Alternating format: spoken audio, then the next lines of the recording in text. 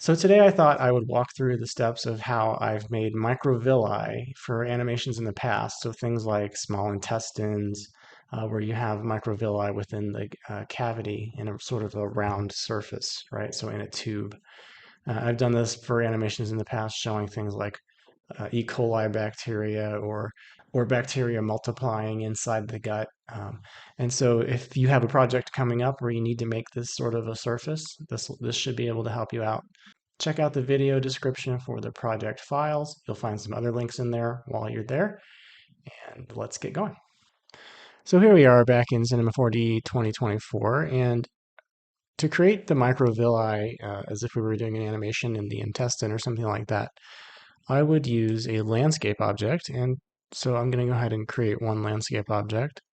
And in the width, I'm going to make this 1200, so double the depth that is set at 600. And I'm also going to double the number of width segments. So if I hit NB right now, you can see that the segments are rectangular, not square. So I want to double these so that we have square segments. And depending on what you're doing, how detailed your animation is, how big your microvilli need to be in your scene, you can change this. And looking at the number of polygons I have right now, I'm actually thinking I'm going to change this a little bit. I'm going to have each one of these. So I'm going to make this one 100 and this one 50. I'm going to turn off borders at sea level. And then I'm going to use a couple of different things. So the reason I'm using the landscape object is it gives us this nice sort of textural element, right? So we have some variation underneath, and you can decide to make that more or less apparent, and you can change this random seed down here to get a different look and just sort of cycle through until you find one that makes you happy. I liked that one, 12. So I'm going to use 12 for mine. To make these microvilli, we're simply going to use a tool to extrude all of these polygons into sort of mounds. And I'm going to use a MoGraph tool, and it's called MoExtrude. So if we take our MoExtrude and make it a child of our landscape object, you can see that it's already doing something. And what it's doing is it's taking each one of those polygons and using the transform section in your MoExtrude, it's doing exactly what it's telling it to do. So right now it's making 5. Every time it makes an extrusion, it's moving it 5 units in the Z dimension, and it's scaling each one down by 0.98. I'm going to change these all to 0.9, and you can see they're going to get quite a bit smaller. So now each one is consecutively scaling down a little bit more. Under our Object tab, it's telling us how many times we're doing this extrusion, right? So it's doing 4. This is 3 and 2. You may only need 2, and you want to have as few polygons as possible for this, so that when we put a subdivision surface on here, it doesn't have to work so hard. So I'm going to go back to my transform here and actually increase the amount that it's moving. So it's only doing 2 divisions each time, but it's moving them away from the surface a little bit more. So from here, I'm going to actually take this landscape and I'm going to put it in a subdivision surface. So I'm holding down Alt or Option and clicking on that. And you can see right away, now we have our sea of microvilli. So this is wonderful. I think from here you could start thinking about maybe doing a little bit of effects, like using a random effector to just slightly change some of these. The landscape object does a nice job, of making it a little bit of variation so it doesn't seem so uniform. But to make even more of a variety, you could do a few additional things. So I think I'm going to actually put a little bit of a bend modifier on this. I'm thinking about setting up this scene and what I want it to look like. So I'm going to put a bend modifier as a child of my landscape. And I'm going to put that under the MoExtrude. I'm just going to turn off the MoExtrude for a little bit. So I'm going to take the bend modifier, I'm going to say fit to parent, and I'm going to say Z plus, and then fit to parent again. And what that's going to allow me to do is this, except I need to rotate it. I want it to go down actually, so I'm going to rotate it minus 90. And I'm going to go ahead and move it about halfway out. If you've watched my other demos in the past, you've probably seen me do something similar to this. I'm also going to make it half of that depth, so it's going to be 300. So I'll move it about halfway to the middle or so, maybe a little past that. I just want it to curve slightly, not quite as much as I'm curving it right now.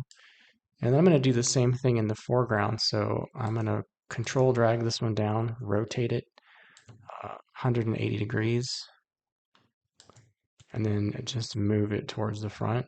And so what this has done is it's given me a curved surface. So I can come in here and frame a shot, and I don't have something ending right here. It's sort of dropping off past the end.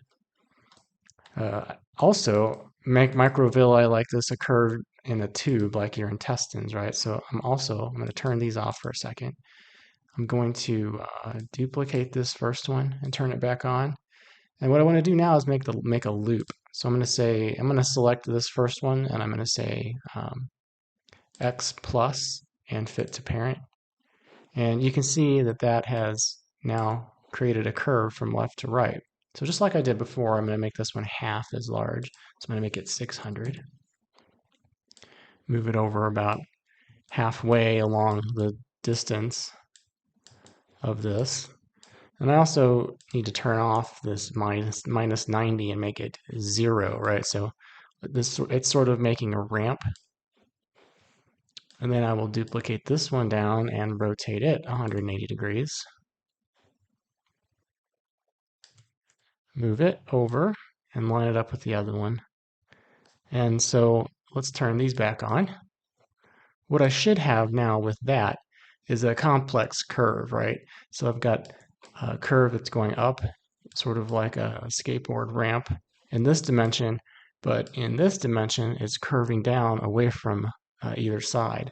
And the beauty of this is you can now select these and manipulate them together, right? So I can change this curve to be steeper if I want it to, and I can shift click both of these and also change that curve to be steeper if I want to, and turn on our MoExtrude again, come in to frame our shot.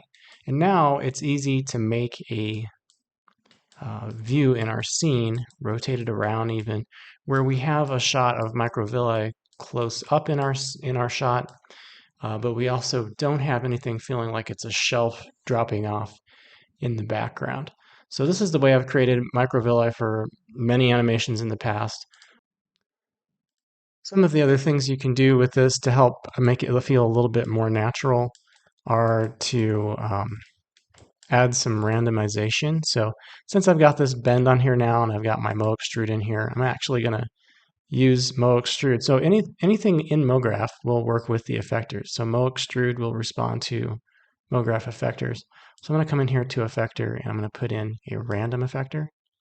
And that's going to do some pretty wacky stuff right off the bat. It's kind of cool actually, but let's take a look and see what we can change.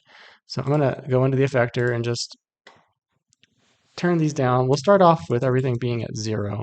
So it's doing nothing at the moment. And then I'm just going to slowly increase this to see what's happening. So this is moving them, it's sort of curving them left and right a little bit. Maybe the Z will go the other dimension. And then Y should go up and down.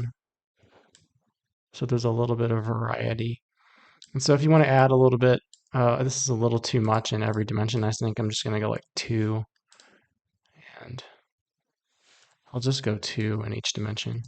So it's just adding a little bit. So here's off and on. So adds just a little bit more variety. We could also do a little bit of scale, and I will do uniform scale and try 0.2.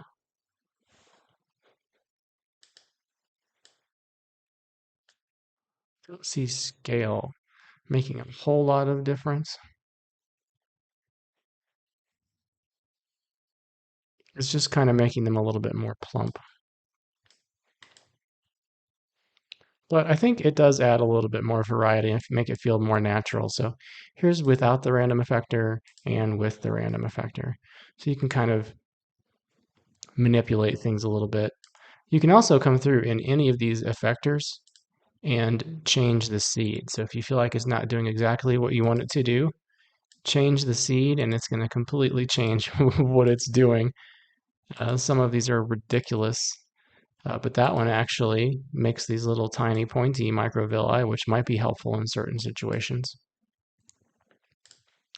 I think I liked it better where it was to begin with.